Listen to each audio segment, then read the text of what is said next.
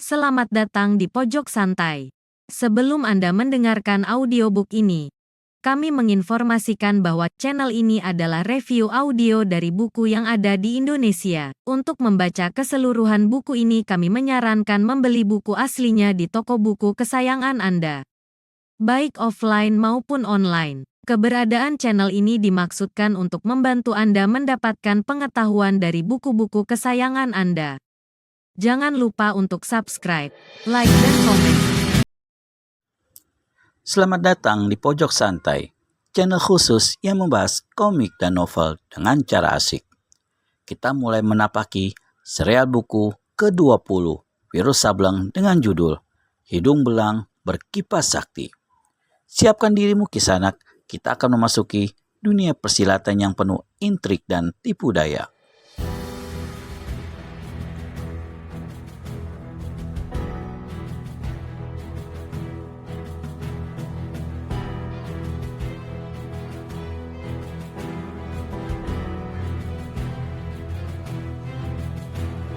Matahari bersinar terik membakar jagat.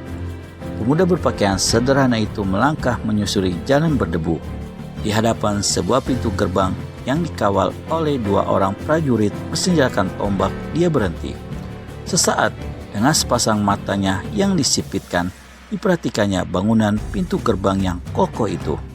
Lalu, dia berpaling pada salah seorang pengawal yang berdiri di situ. Apakah ini gedung kediaman Adipati Kebo Panaran? Bertanya si pemuda. Pengawal yang ditanya tidak segera menjawab. Ia memandang penuh curiga, meneliti pemuda itu dari kepala sampai ke kaki.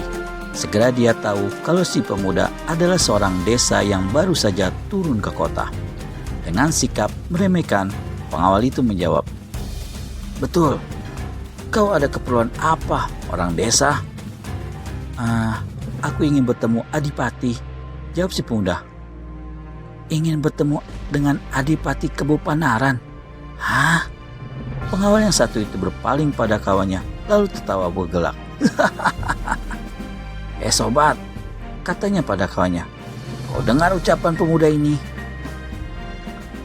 Prajurit yang satu ikut-ikutan tertawa dan berkata, Sebelum kami muak melihatmu, sebaiknya kau lekas pergi dari sini." "Tapi aku ingin bertemu Adipati," sahut si pemuda pula. Memaksa rupanya. Apa maumu sebenarnya?" Prajurit pertama maju selangkah sambil menggenggam tombaknya. "Mau cari pekerjaan," jawab si pemuda tanpa ragu-ragu. "Buset, tak ada pekerjaan untuk manusia macammu di sini. Adipati sudah punya tukang kebun, sudah punya penjaga kuda." Bukan pekerjaan macam begitu yang aku inginkan," memotong pemuda desa tadi. "Hah? Lalu pekerjaan macam apa yang kau inginkan? Jadi juru masak barangkali?" Sepasang mata pemuda itu semakin menyipit. Tiba-tiba dia tersenyum. "Prajurit pengawal pintu," kata pemuda itu dengan suara tandas. "Kau dengar baik-baik, namaku Dipa Singara. Katakan pada adipatimu bahwa aku datang untuk mencari pekerjaan." "Sekalipun namamu bapak moyang setan, aku tidak peduli. Menyingkir dari sini, atau batang tombak ini akan membuat kepalamu jadi benjol besar." Si pemuda masih saja tersenyum mendengar ancaman itu. Malah dia menyambuti dengan ucapan,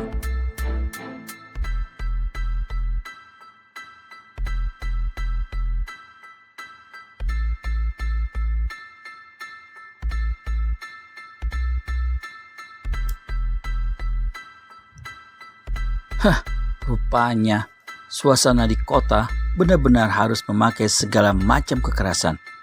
Sobat, aku minta tolong padamu agar memberitahu Adipati. Kalau tidak..." "Kau tidak? Kau mau apa?" Si prajurit jadi berang. "Aku terpaksa nyelonong sendiri masuk ke dalam gedung." "Pemuda desa kurang ajar. Kau betul-betul minta digebuk." Tombak besi di tangan pengawal pintu gerbang menyambar ke arah pemuda yang mengaku bernama Dipa Singara itu. Sesaat lagi, pastilah remuk atau paling tidak benjol besar kepalanya. Tapi apa yang terjadi kemudian membuat terkejut kawan prajurit yang satu ini. Hampir sama sekali tidak kelihatan bergerak.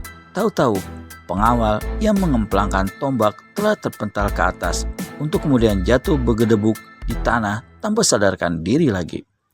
Tombak yang tadi dipakainya untuk memukul kini berpindah tangan digenggam di Pasingara. Bangsat rendah, berani kau mencelakai kawanku? Teriak pengawal yang seorang lagi marah sekali. Ia melompat dan tusukkan mata tombaknya ke dada pemuda desa itu. Pasingara ulurkan tangan kirinya. Tahu-tahu bagian belakang mata tombak berhasil dicekalnya lalu disentakkannya kuat-kuat. Tampun lagi, pengawal yang menyerang terbetot kencang ke depan, terguling di tanah dengan muka berkelukuran. Meski dia tidak jatuh pingsan, namun luka-luka yang mengeluarkan darah memenuhi tubuhnya sakitnya bukan kepalang. Ia terduduk di tanah tanpa bisa berbuat apa-apa selain mengerang kesakitan. Pasingara menimang-nimang 2 batang tombak yang barusan dirampasnya. Satu demi satu, tombak itu kemudian ditancapkannya di tanah di antara kedua kaki prajurit kadipaten itu. Kemudian dia melangkah ke pintu gerbang. Baru saja dia menggerakkan tangan untuk membuka pintu sebuah kereta yang dikawal oleh serombongan penunggang kuda yang rata-rata berbadan kekar berhenti di situ. Penunggang kuda paling depan yang berkumis melintang membentak dari punggung kuda tunggangannya. "Hei, apa yang terjadi di sini?" Bola matanya yang besar menyorot si pemuda. Kembali dia membentak, "Siapa kowe?" Dengan tenang pemuda itu menjawab, "Namaku Pasingara. Aku ingin bertemu dengan Adipati Kebopanaran. Untuk maksud baik mencari pekerjaan. Aku sudah minta izin dan tolong kedua pengawal ini. Tapi tanpa alasan mereka malah menurunkan tangan kasar terhadapku. Cuma sayang mereka terlalu kesusu." "Muda edan, anak-anak tangkap pemuda ini!" teriak si kumis melintang. Rupanya dia yang jadi pimpinan. 4 lelaki berpakaian seragam, bertubuh besar tegap, melompat turun dari punggung kuda, lalu serempak menyerbu di Pasingara untuk meringkusnya hidup-hidup. Namun mereka cuma bisa menangkap angin, karena pada detik itu si pemuda telah lenyap dan tahu-tahu sudah berdiri di samping kereta. Justru saat itu pula tirai kereta disingkapkan orang dari dalam. Sebuah kepala laki-laki kemudian muncul. Di sampingnya tampak kepala seorang perempuan muda berparas cantik luar biasa. "Sura, ada apa ribut-ribut?" tanya lelaki dalam kereta. Suaranya besar parau tak sedap didengar. "Suramanik," demikian nama lelaki berkumis melintang yang tadi berikan perintah untuk menangkap Pasingara cepat menjawab. "Tidak ada apa-apa Adipati, tak perlu khawatir. Cuma seekor kecoa sinting sasar kemari dan berbuat sedikit kerusuhan. Mohon maafmu, kami akan segera mengenyahkannya dari sini." Pasingara memalingkan kepalanya ke jendela kereta. Dilihatnya seorang lelaki berpakaian bagus, berkopiah tinggi, bermuka putih. Menurut taksirannya, paling tidak orang ini berusia setengah abad. Di sebelahnya duduk seorang perempuan berparas rupawan yang membuat Pasingara sejenak tertegun. Namun menyadari bahwa orang di dalam kereta itu pastilah Adipati Kebopanaran dan istrinya, maka cepat-cepat Pasingara membuka mulut. "Adipati Kebopanaran, mohon dimaafkan segala tindakanku. Semuanya terjadi karena terpaksa. Aku harus mempertahankan diri dari orang-orangmu yang menyerang secara sewenang-wenang. Aku datang dari jauh, sengaja hendak menemuimu untuk minta pekerjaan. Bolehkah aku tolong membukakan pintu gerbang agar keretamu bisa lewat?"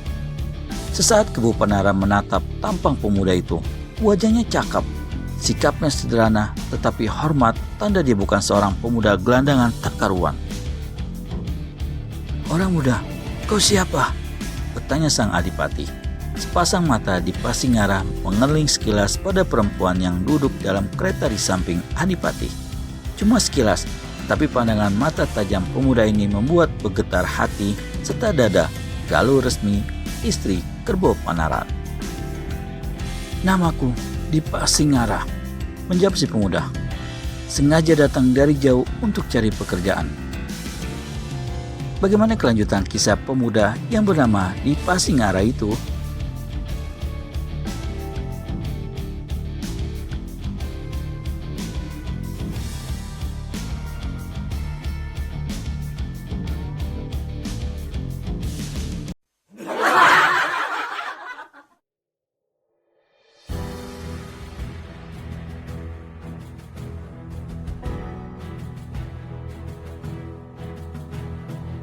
Sepasang mata Dipasingara mengerling sekilas pada perempuan yang duduk dalam kereta di samping Adipati. Cuma sekilas, tetapi pandangan mata tajam pemuda ini membuat bergetar hati serta dada Galuh Resmi, istri Kebo Panaran. "Namaku Dipasingara," menjawab si pemuda.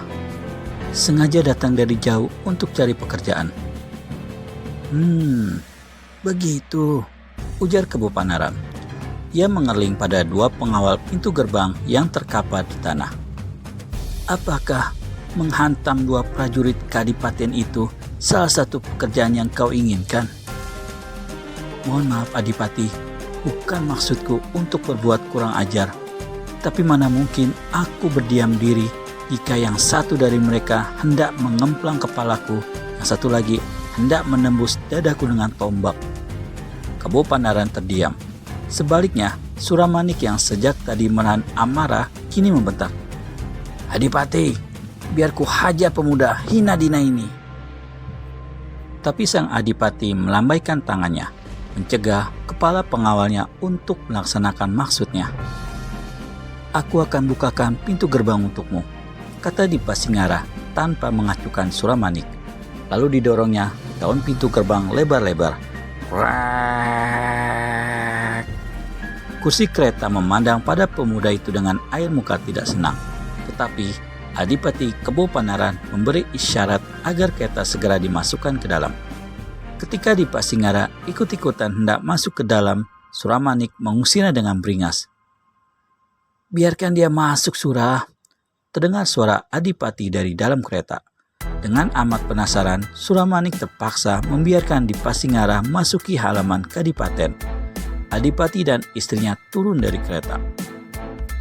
Dipasingara berdiri dekat tangga kadipaten. Sepasang matanya yang sipit menatap paras perempuan itu. Ketika itu, Galuh Resmi mengerling pula. Sesaat pandangan mata mereka saling bertemu. Galuh Resmi palingkan wajahnya dan cepat-cepat menaiki tangga lalu masuk ke dalam gedung. Bentrokan pandangan ini sama sekali tidak diketahui Adipati Kebo Panaran. Sebaliknya, Suramanik sempat melihatnya sehingga semakin besar kegusarannya terhadap Dipasingara. Kusir membawa kereta ke halaman samping. Kebo Panaran memberi isyarat pada Dipasingara untuk mengikutinya ke langkan kadipaten. Sementara Suramanik dan anak buahnya tetap berdiri di anak tangga sebelah bawah.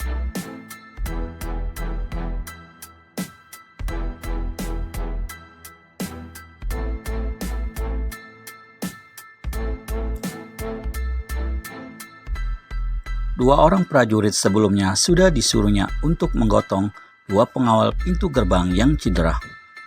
"Nah, sekarang katakan, pekerjaan apa yang kau inginkan?" kata Adipati.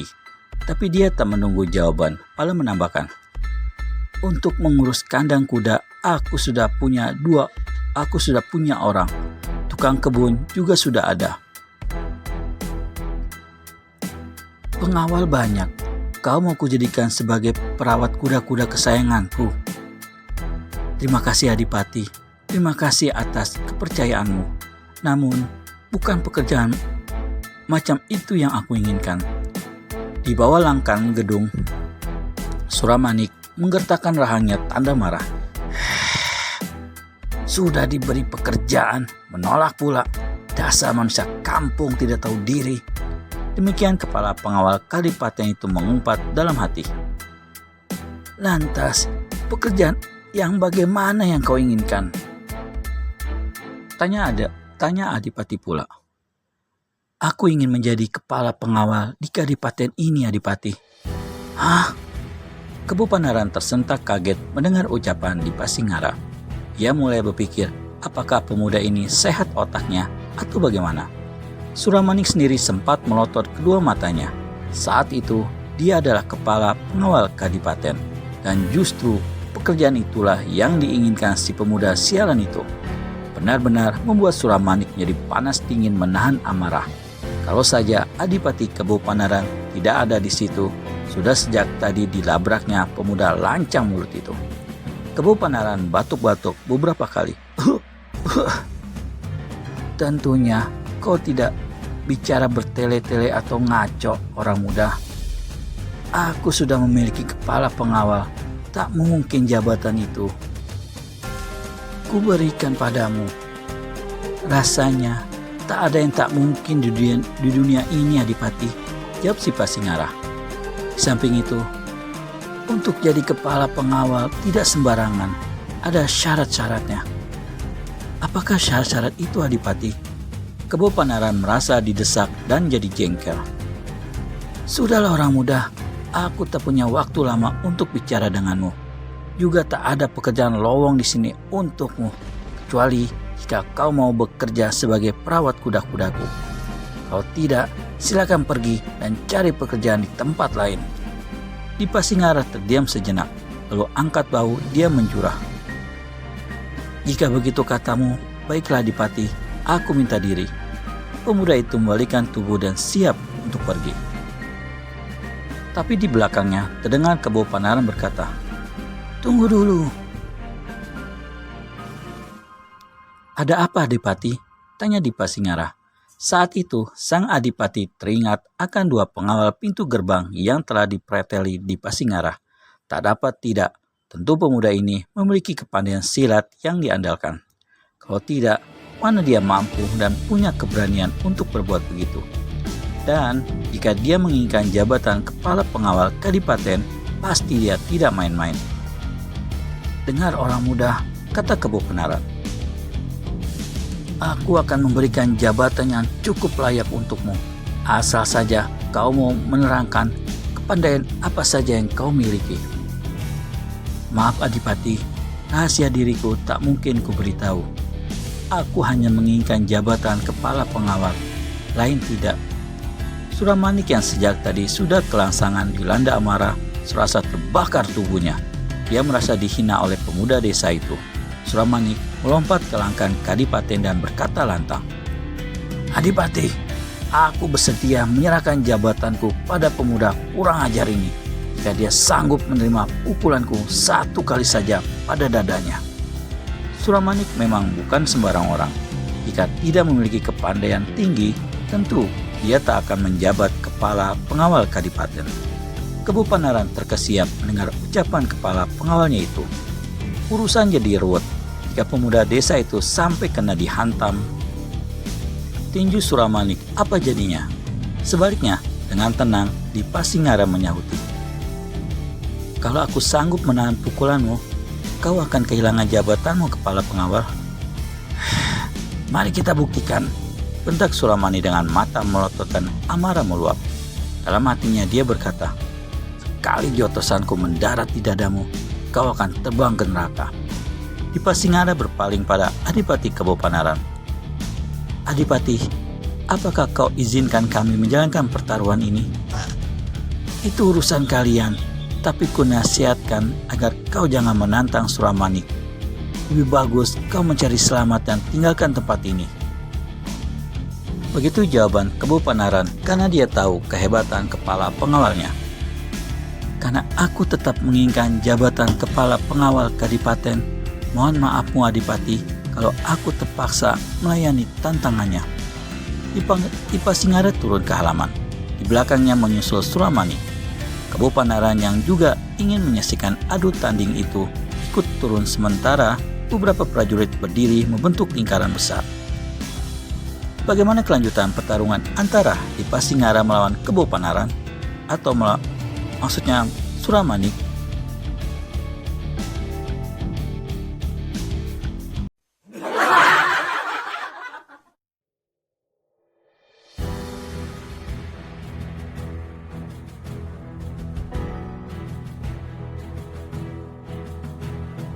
"Adipati, apakah kau izinkan kami menjalankan pertaruhan ini?" "Itu urusan kalian.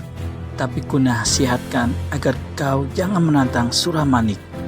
Lebih bagus kau mencari selamat dan tinggalkan tempat ini. Begitu jawaban Kebo Panaran karena dia tahu kehebatan kepala pengawalnya. Karena aku tetap menginginkan jabatan kepala pengawal Kadipaten. Mohon maafmu Adipati kalau aku terpaksa melayani tantangannya. Dipasinggara turun ke halaman. Di belakangnya menyusul Suramanik. Kebo Panaran yang juga ingin menyaksikan adu tanding itu ikut turun sementara beberapa prajurit berdiri membentuk lingkaran besar. Di tengah-tengah lingkaran, Suramanik dan Dipasinggara saling berhadap-hadapan. Di belakang tirai jendela depan gedung Kadipaten, sepasang mata mengintai dengan hati berdebar. Yang mengintip ini adalah Galuh Resmi, istri Kebo Panaran. Diam-diam, dia telah mendengar percakapan orang-orang itu dan kini ingin melihat apa yang bakal terjadi. Entah mengapa, dia sangat menyesalkan ketololan pemuda bertampang gagah itu yang mau saja melayani tantangan Suramanik. Dia tahu Suramanik berilmu tinggi dan kabarnya memiliki pukulan sakti. Aduh, dia pasti mati. Begitu pukulan Suramanik menghantam dadanya, membatin Galuh Resmi. Aneh, perempuan ini merasa khawatir. Mengkhawatirkan keselamatan pemuda yang tidak dikenalnya itu. Sudah siapkah kau menerima pukulanku? Terdengar suara Suramanik. Rahang-rahangnya tampak menonjol. Sebentar ya sobat, jawab Dipasinggara. Biar ku buka dulu bajuku agar kau bisa mencari bagian yang empuk untuk kau pukul. Manusia tak kabur, sebentar lagi akan kau rasakan akibat tingkahmu yang sembrono. Tukas Suramanik. Dengan tenang, Dipasinggara membuka bajunya. Kini dia berdiri bertelanjang dada. Tubuhnya kelihatan bersih ramping. Nah, kau carilah sasaran yang empuk, kata pemuda itu pada Suramanik disertai senyum sinis.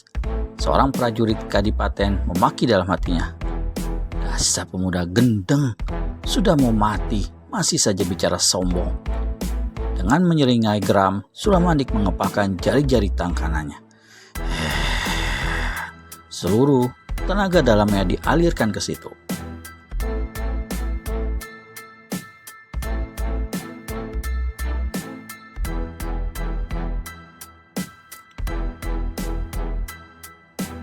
Dia sengaja mengerahkan keseluruhan kekuatannya karena ingin melihat pemuda kurang ajar itu meregang nyawa dalam sekali pukul. Sebagai kepala pengawal Kadipaten, Suramanik memiliki beberapa pukulan sakti. Yang paling hebat adalah pukulan Wesi Ireng. Selama 5 tahun dia telah melatih diri untuk menguasai ilmu pukulan dahsyat tersebut, dan kini pukulan itulah yang akan dihadiahkannya pada Dipasinggara. Perlahan-lahan, tangan kanan Suramanik sampai sebatas pergelangannya berubah menjadi kehitaman. Semua orang termasuk Dipasinggara melihat perubahan yang mengerikan itu. Adipati Kebo Panaran maklum kalau kepala pengawalnya benar-benar ingin menghabiskan riwayat pemuda desa itu dengan pukulan Wesi Ireng. Dia tahu, jangankan dada manusia, tembok tebal sekalipun akan hancur lulu dihantam pukulan itu. Dan yang mencengangkan sang adipati ialah bahwa si pemuda itu masih saja tenang-tenang, bahkan selalu menyunggingkan senyum ngejek terhadap Suramanik. Kasihan, kata Kebo Panaran dalam hati. Dia tak sadar kalau sebentar lagi akan menemui kematian. Suramanik mundur selangkah, tangan kanannya diangkat sebatas kepala. Kau sudah siap untuk mampus orang muda, ujar Suramanik. Cepatlah, aku sudah siap sejak tadi. Kalau begitu, kau terimalah detik kematianmu.